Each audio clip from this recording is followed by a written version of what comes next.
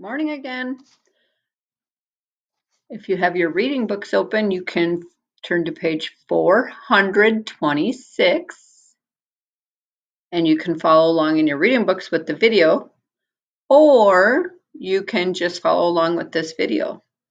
So why don't you turn to page 426.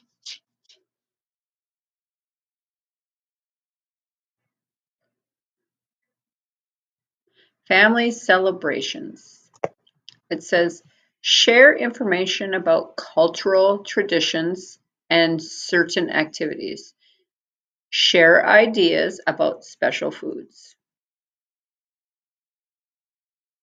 I like the picture down here, this family tradition of having a new sibling born. I remember when my grandkids were born and how exciting it was when a new brother was born or a new cousin was born. I bet you can remember too if you're an older sibling. It looks like this young boy is celebrating with the man on the other page, this man. Maybe they're celebrating something in their community. And the young boy, if you look at him, he's wearing a gaucho and a bandana, and he has a hat on. He looks like he's having a good time. And this grandma's having her 100th birthday. I bet that's a celebration. So let's listen to our video.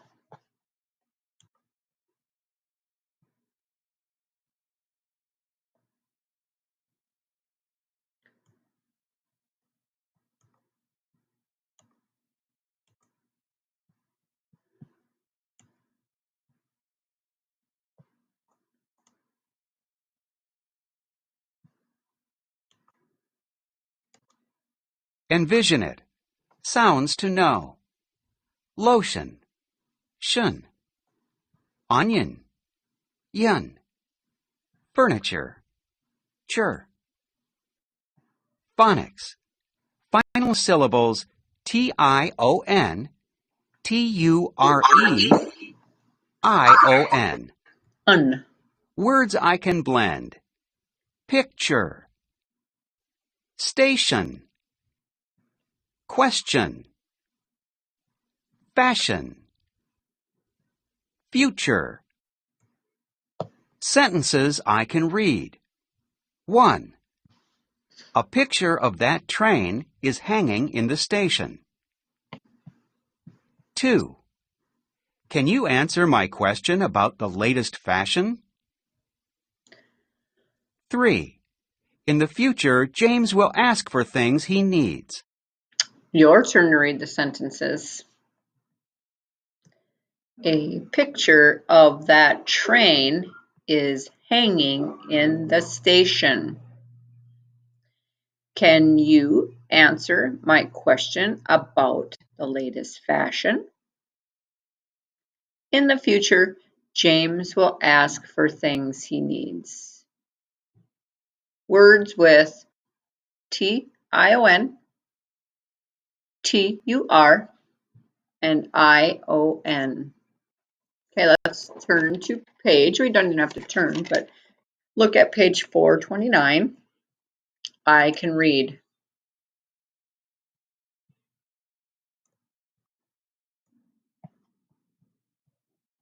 .429. I can read.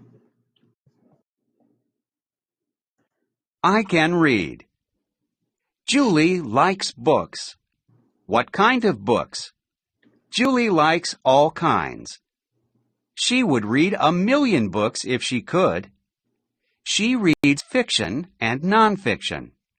She reads action stories and adventure stories. She reads math books about fractions and art books about sculpture.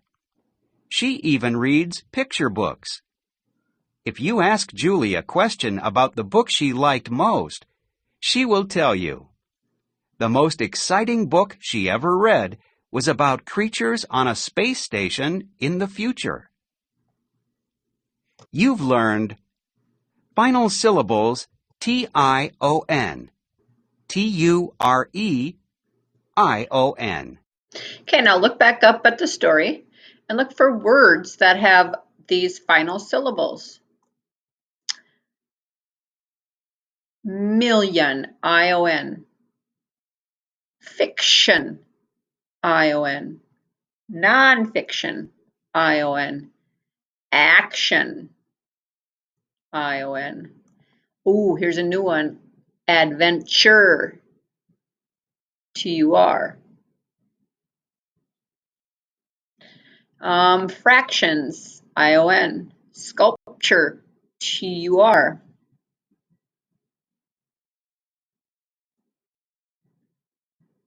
Picture, again, T-U-R. Question, and I would say that ends with I-O-N.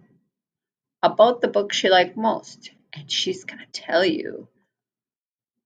Creatures, I-O-N. Station, I-O-N.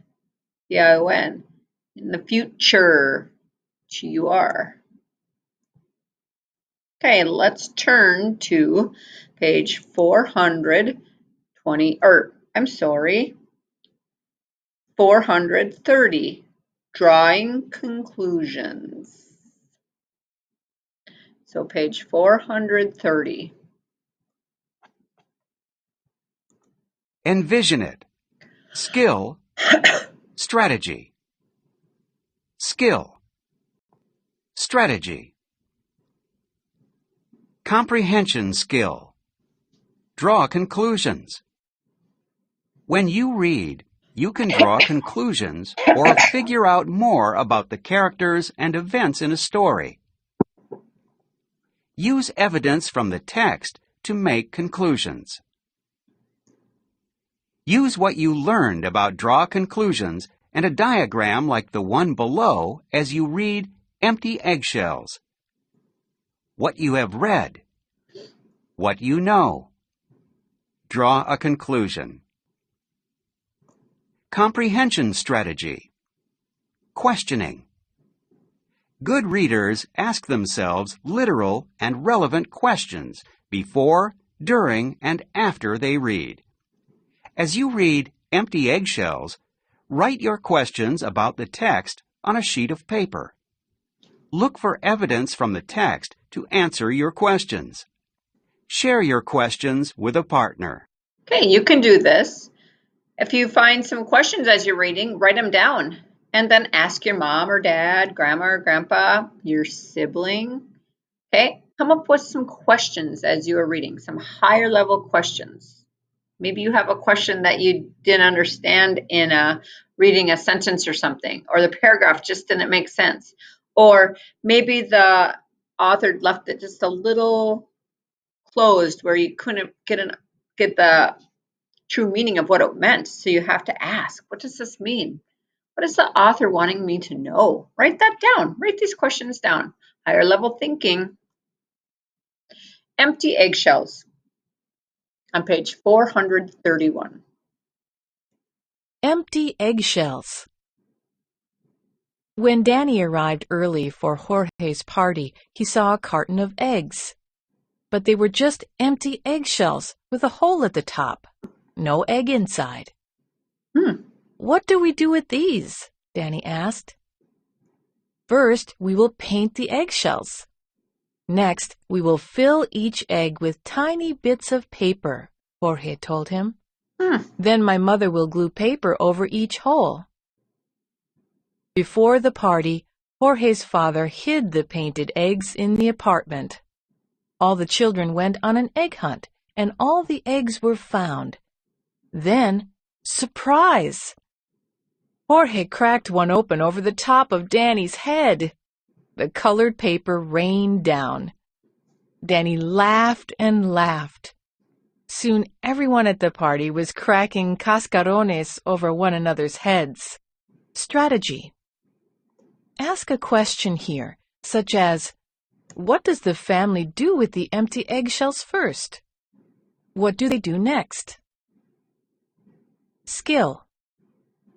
Here you can make a conclusion about Jorge and Danny. Do you think they are friends? How do you know? Your turn. Okay, and we're going to stop Need a there for a review? second. We're going to stop See here. the Envision It Handbook for additional Oh, help with draw man. conclusions and questioning. Ready to try it? As you read the story, use what you've learned to understand the text. Okay, we're going to go back up here. My question was, why are there holes in these eggs? And then I found out they must be having some kind of celebration. So what does the family do with the empty eggs first? Well, they must cut a hole in there and then blow out the insides of the eggs. Okay, that's crazy. And I'm like, I wonder why they do this. What kind of celebration is it? Is it Easter? Is it a birthday? But they put tiny pieces of paper in there and then they crack them over their eggs and like confetti flies out all over. And yes, I would say that Jorge and Danny are very good friends. This was like a cute little story. Okay, let's turn our page to page 431.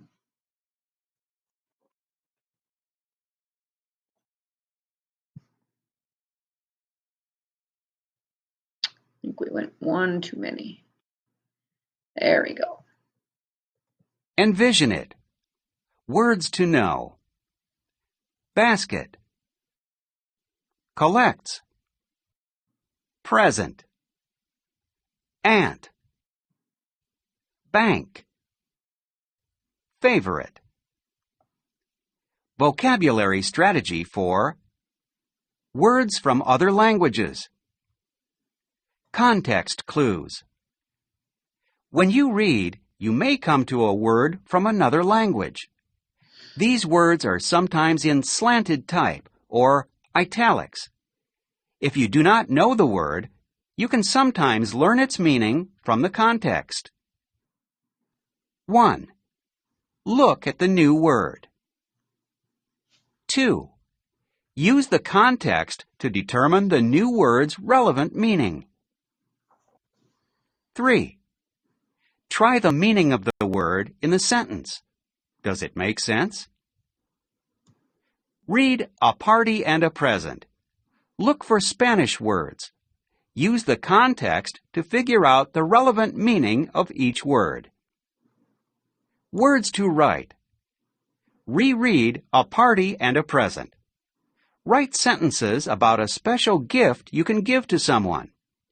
Use words from the Words to Know list. If I go back to page 431, so we're going to go back to page 431, the empty eggshells. At the end of the story, it says, soon everyone at the party was cracking casa cones over one another's head. What were they cracking over? The eggshells or the eggs. So in Spanish, that is how they would say eggs, casa corns. So we're going to read our next story, A Party and a Present, and we're going to look for words that are from another language. And I can see a word that's italicized, fiesta. And what is a fiesta? So watch for these types of words right here. This week in our story, we're going to see lots of words like that because our story is about a family that lives in Mexico. A party and a present. Is someone you know having a birthday soon? Is he or she having a party or a fiesta? What will you give that person? It is not hard to think of a present. Ask yourself what the person likes. What is his or her favorite game? Does he or she have a favorite hobby, favorite color, favorite food?